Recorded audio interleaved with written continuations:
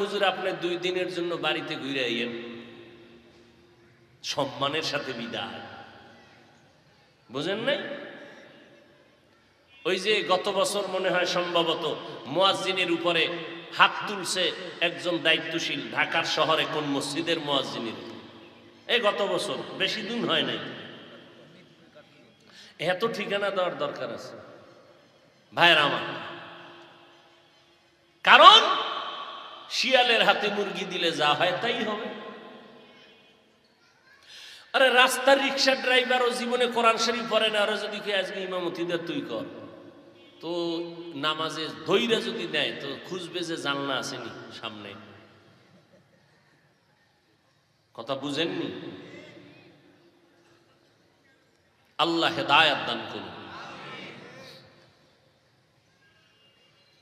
হ্যাঁ, বড় মুসিবত।